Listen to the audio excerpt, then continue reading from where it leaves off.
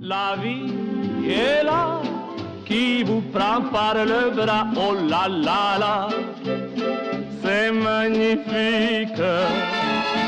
Des jours tout bleus, des baisers lumineux, c'est magnifique.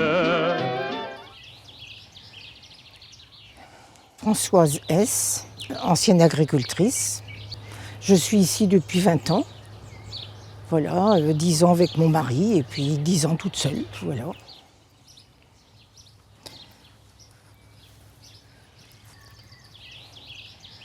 Jeune fille, chez ma mère, il y avait un jardinier. Donc je m'y suis mise après. Alors le jardin, c'était pour nourrir les salariés, c'était faire les conserves, les confitures, qui servent toujours maintenant pour les enfants. Et les petits-enfants qui arrivent, qui sont bien contents de venir faire leur jardin, leur marché, comme ils disent. On vient faire le marché. Vous avez des échalotes, les oignons, des radis, des asperges, des petits pois. Alors là, il y a des betteraves rouges qui sont trop drues. Les pommes de terre. Il faut quand même que je sois raisonnable aussi parce que je suis quand même prise de mon dos. Donc je fais quand je peux, c'est tout. Le matin, l'après-midi, c'est relax. Et encore, je fais à manger pour les hommes de la ferme, qui viennent pas tous les jours, mais souvent, mon fils, qui a repris l'exploitation. Et puis là, bientôt, ça va être le petit-fils. Voilà. Salade, petit décor des radis et les courgettes.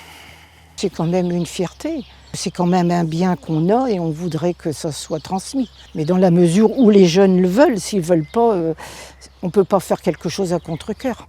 Alors là, il y a des cassissiers, des artichauts.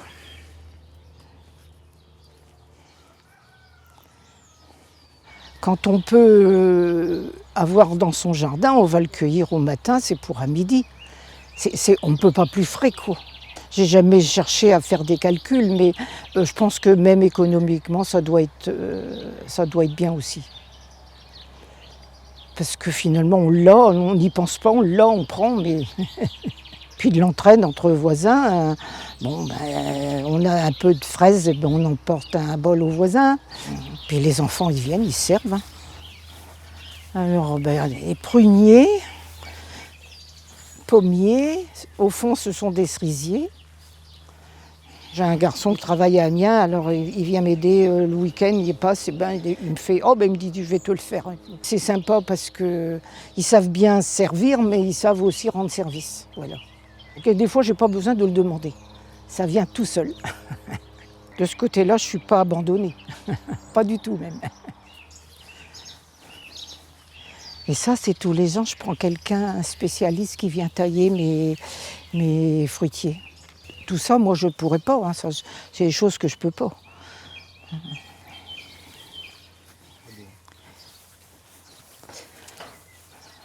Voilà, la visite, elle est pratiquement terminée, je pense.